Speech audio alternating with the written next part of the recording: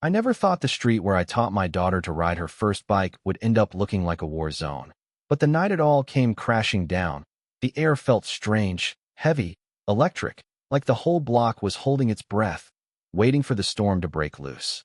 Emma was 18, smart as a whip, stubborn as her old man, and on a mission. She'd been live streaming all week, calling out the self-appointed HOA cops for hassling our neighbors, exposing every petty shakedown and bogus citation to anyone who'd tune in online. I'd warned her, told her not every battle needed to be fought in front of 1,000 strangers, but she'd inherited her mother's sense of justice and, well, my appetite for trouble. The sun was barely down when I heard the first low growl of an engine.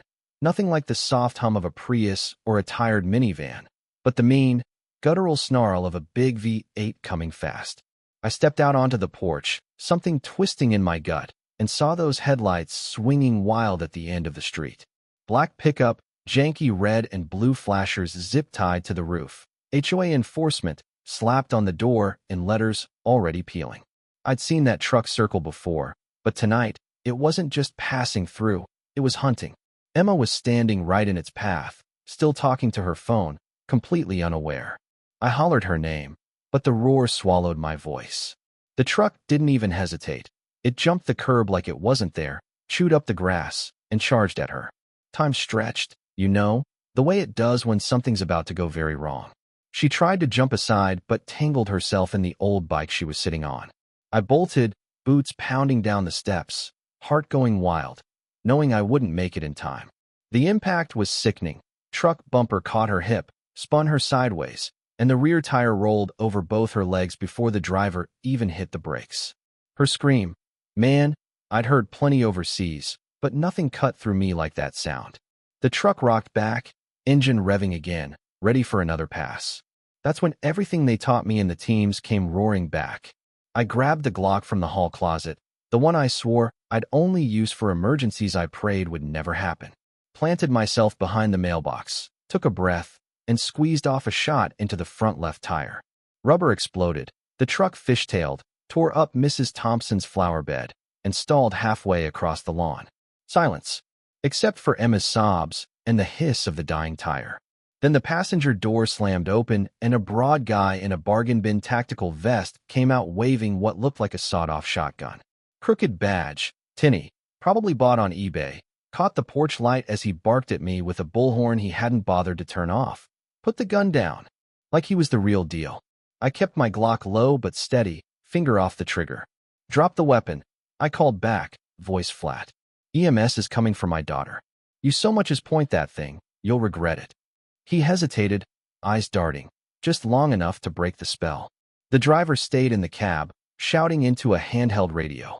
Over the static, I caught a second voice, deeper, familiar, lighting up a half-buried memory from another life. Couldn't place it, not yet. I backed toward Emma, shield between her and the truck.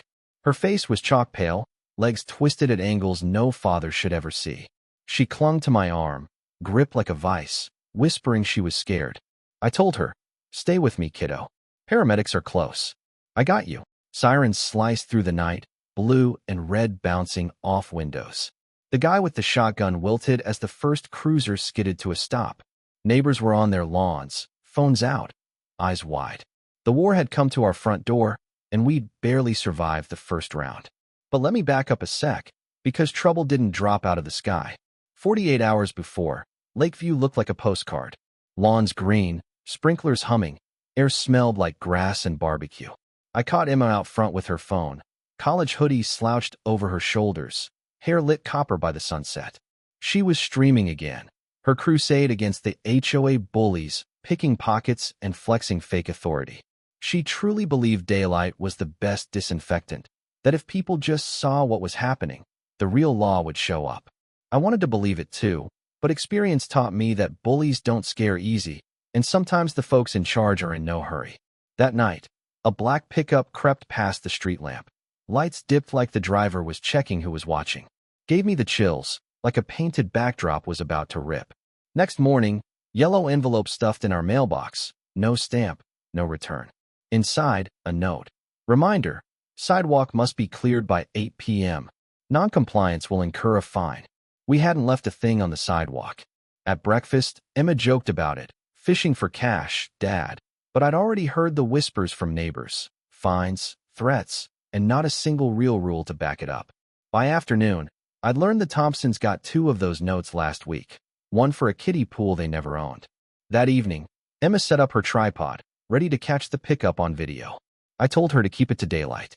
She gave me the look only teenagers can, but I stayed in the living room with the door open anyway. Sure enough, after 9, the truck rolled by again, slow, the neighbor's dog barking at it. Emma whispered to her viewers as the camera tracked the headlights. Nothing happened, but that creeping dread wouldn't leave me. Later, I saw a red light blinking up on the neighbor's roofline. Mall drone, hovering, watching. I kept the Glock in my bedside drawer that night. Last quiet night we had. Next morning, second envelope. Hand-delivered, no stamp. This one wasn't a fine, just block letters. Tell your girl to shut her mouth. Emma brushed it off. I didn't. Emma, this isn't internet trolling. They're out there at night, leaving threats. She wouldn't back down, said bullies hate daylight, so we'd keep filming. I admired her fire, even if it scared me half to death. She streamed every afternoon. Views ticked up. Local blog shared her footage. I wanted to believe this would scare them off. Instead, the truck crept past again, slower, daring us. That night, a third envelope, a Polaroid from across the street. Our porch, Emma's tripod, my shadow in the window. Next time we knock, scrawled on the bottom. That was it. I texted Josh Whitmore, old buddy from the Navy now in private security, to keep an eye out. Next day, hardware store run, saw the same black truck parked by the old strip mall. Tall guy at the tailgate, cigarette in hand. Stance too familiar, Billy Kane. I hadn't seen him in 6 years, not since he walked away from the teams. That image gnawed at me. Called Josh, asked him to dig. Sure enough, Billy'd lost a property dispute, racked up tickets, and now he was running with these fake HOA cowboys. That night, more burned envelopes in the playground barrel, more neighbors shaking their heads, afraid to speak. Emma got DMs, threats, trolls telling her to mind her own business. I told her to screenshot everything, evidence for when it really counted. Truck rolled by again that night, but this time we stayed dark, watched from behind the curtains. Through the windshield, I saw a silhouette, looked a lot like Billy. Emma whispered, "They're watching us right now." I told her, "Let them.